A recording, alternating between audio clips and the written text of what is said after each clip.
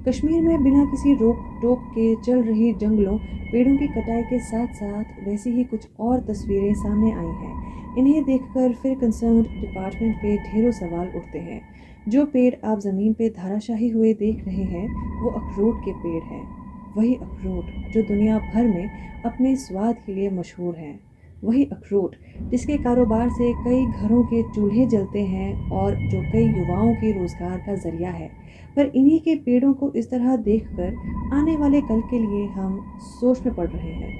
अखरोट के पेड़ों की ये हालत शोपियन के कीगाम तहसील के अलग अलग गांव जैसे मरहम, सरबंद, शेखपुरा और आगम में हुई है।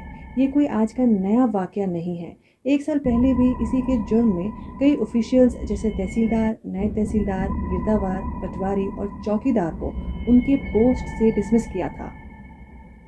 पर आज की ये तस्वीर साफ बता रही है कि इन पोस्ट के ऑफिशियल्स या आने वाले नए ऑफिशियल्स को किसी का डर नहीं है। हर गांव से 50 से 60 पेड़ कमर्शियल और रेजिडेंशियल कंस्ट्रक्शंस को अंजाम देने के लिए काटे जा रहे हैं। कंस्ट्रक्शन के काम में ये बेशकीमती अखरोट के पेड़ उनके रास्ते का रोड़ा बनकर सामने आ रहे हैं, जिसे वो बिना किसी के डर के काट रहे हैं। कानूनी तौर से आपको बताएं तो Jammu Kashmir prevention of specified trees act 1967 के तहत अखरोट के पेड़ों को प्रोटेक्शन दी गई है, यानी अखरोट के पेड़ों की कटाई इलीगल है।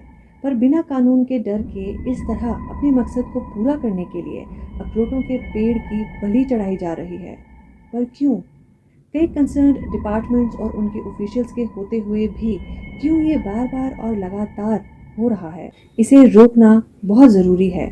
रोकना ही नहीं बल्कि ये भी इंश्योर करना ज़रूरी है कि फिर दोबारा कोई इन पेड़ों पे हाथ ना डाले, क्योंकि ये अखरोट के पेड़ ही नहीं काट रहे बल्कि कश्मीर के युवाओं के कल को नुकसान पहुंचा रहे हैं।